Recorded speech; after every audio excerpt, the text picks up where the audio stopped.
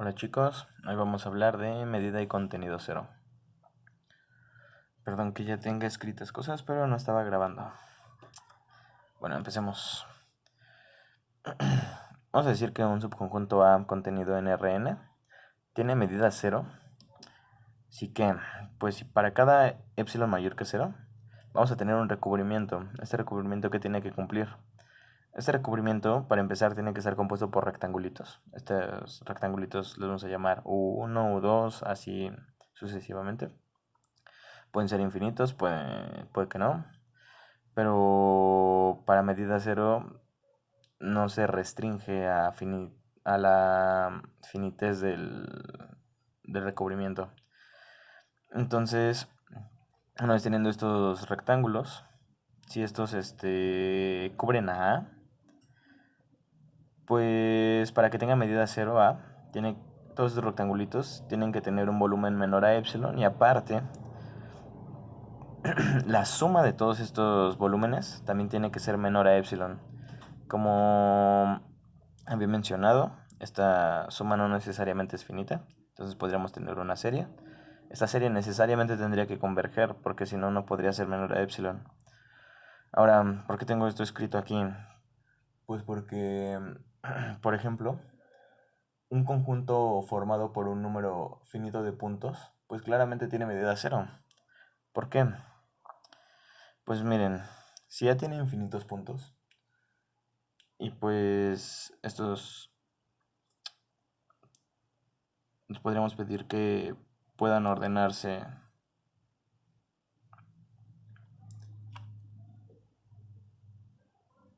formando una sucesión desde A1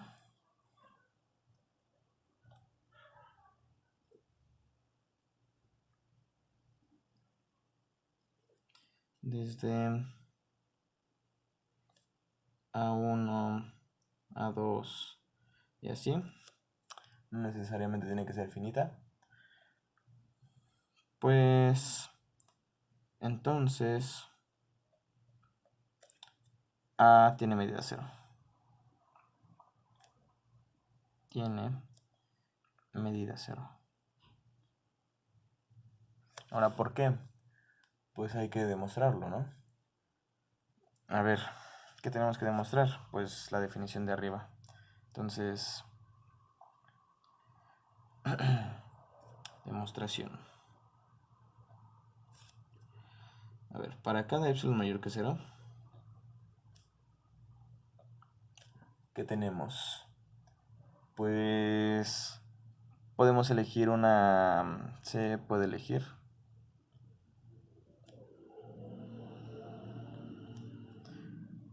un rectángulo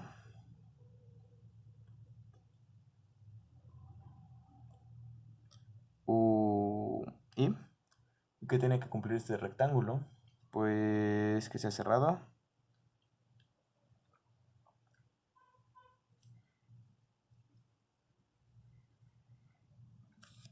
y ¿qué más? Pues que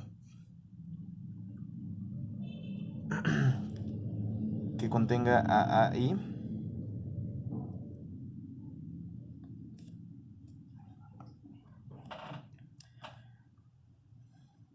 y que el volumen de este rectangulito sea menor a epsilon sobre 2 a la I. Si se dan cuenta, esta demostración depende mucho de la convergencia de la serie de 2 a la I. ¿Por qué? Pues porque si esta serie no converge, pues la suma de los volúmenes que va a pasar, pues no va a converger y no va a ser menor a epsilon. Entonces, ¿qué vamos a hacer? Pues vamos a sumar. Entonces, vamos a sumar todos los volúmenes de las UIs desde I igual a 1. Ah, ok. Desde I igual a 1 hasta infinito. ¿Y qué va a pasar? Pues que eso va a ser igual a... No, va a ser menor. Pues si sumamos de este lado, podemos sumar de este lado a la suma desde I igual a 1 hasta infinito. ¿De qué? De epsilon sobre 2 a la i. Como en esta suma epsilon no depende de la i, puede salir. Tendremos la suma de 1 sobre 2 a la i, desde 1 hasta infinito. Y esta suma, como recordarán, pues converge a 1, entonces esto va a ser igual a epsilon. Y pues ya tenemos que la suma de los volúmenes es menor a epsilon. Y pues ya, ¿no? Trivial. Podríamos concluir la demostración ahí.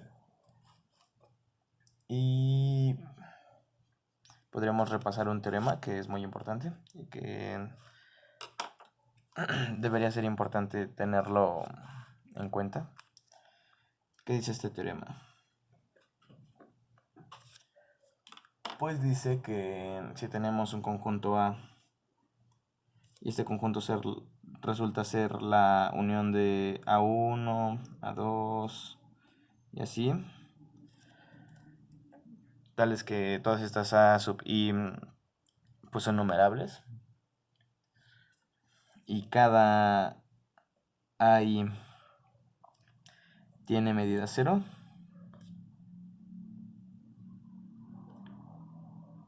Entonces, ¿qué va a pasar? ¿Qué creen que vaya a pasar?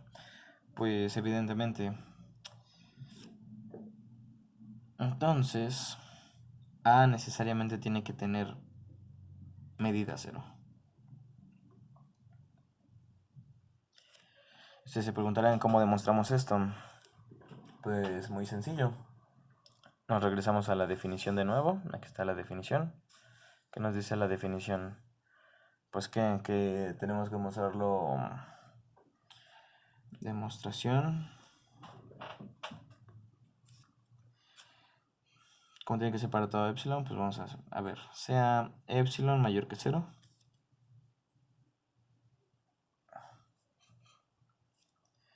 ¿Qué pasa con cada i? Puesto que cada i tiene medida 0.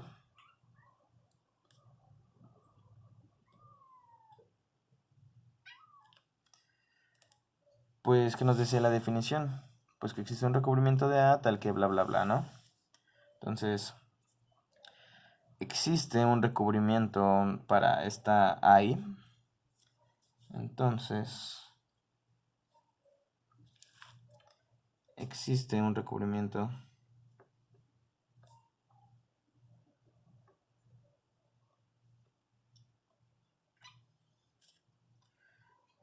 para I. ¿Y a ese recubrimiento cómo le vamos a llamar? Pues si se dan cuenta, tenemos una unión de I's, ¿no? Entonces, tendríamos que definir un recubrimiento UI1, UI2 y así. ¿Por qué? Porque para cada I tenemos que tener pues un conjuntito de rectangulitos que cubran a cada I. Por lo que pues necesitamos que cada I esté cubierta por un recubrimiento tal que la suma de todos estos volúmenes, desde igual a 1 hasta infinito. Vamos a llamarle J, porque la I la estamos usando para las I's. Desde J igual a 1 hasta infinito, de los volúmenes de las I's sean menores a epsilon. I J le vamos a llamar, ¿no? No, UIJs. UIJs. Sí, lo siento. Entonces, los volúmenes de cada U y J tienen que ser menor a epsilon, entonces la suma de todos estos volúmenes de las U y J tienen que ser menor a epsilon. Entonces, ¿qué pasa? Pues que esto ya es menor a epsilon. Y lo que tendríamos que pensar es a epsilon sobre qué. Pues yo creo que epsilon sobre 2 a la i nos podría funcionar. Sí, es lo que podría funcionar. Entonces, fíjense que esta serie va sobre la J. Entonces, esta serie, como va sobre la J, fíjense que estos rectangulitos de aquí solo recubren a la AI. Ahora, ¿qué queremos hacer? Pues que cubran a toda A, ¿no? Pero A es el resultado de unir a todas estas A's. Bueno, ahora vamos a hacer una doble suma sobre esta y esta, tal y como lo hicimos acá arriba, solo que aquí pues eran términos unitarios. En este caso vamos a hacer una doble suma sobre esta suma y este término que pues solo tiene una i aquí de este lado. Jeje. Bueno, entonces si sumamos esto sobre todas las i's, desde 1 hasta infinito, que es las sumas de las jotas desde 1 hasta infinito, de los volúmenes de U y J, pues del otro lado que tendríamos la suma desde i igual a 1 hasta infinito de epsilon sobre 2 a la i. ¿Y en qué habíamos quedado que era esto? Pues salía la epsilon, te quedaba la suma desde igual a 1 hasta infinito de 1 sobre 2 a la i. Y pues esta serie converge a 1, entonces nos queda epsilon. Entonces toda esta suma que tenemos de este lado izquierdo es menor a epsilon. Pero ¿qué pasa? Que como estamos sumando sobre todo el recubrimiento para cada AI, pues estamos cubriendo también a toda A, porque como cubrimos a A1, A2, A3 y en general a cada AI, estamos cubriendo también a toda A. Entonces estos rectangulitos, o sea, el recubrimiento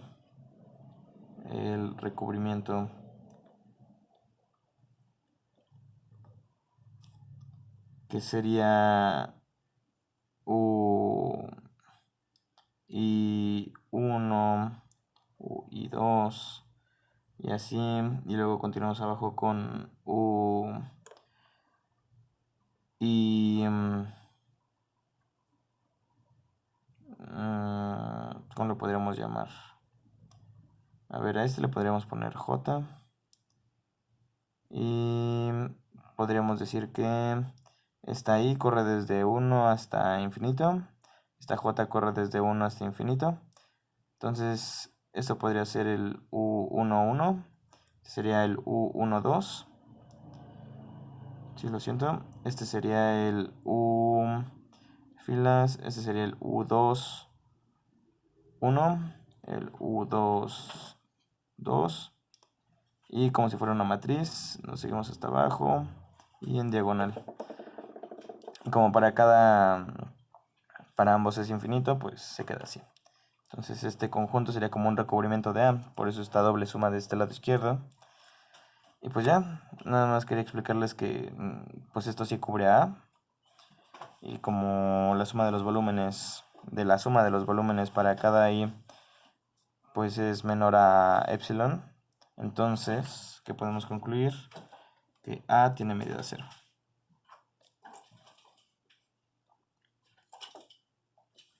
Cabe destacar que esta definición de medida cero viene pues de la teoría de la medida, que es pues una rama de las matemáticas. Y los conjuntos que tienen medida cero se les conoce como, en este caso con los reales se les conoce como conjuntos flacos. ¿Por qué? Porque pues le asignas su área, volumen, cero. ¿Qué significa eso? Que pues es muy delgado. Porque, o sea, no significa que no tengan volumen, porque tienen volumen, solo que es menor a epsilon. Podría ser cero, podría ser simplemente siempre menor a epsilon.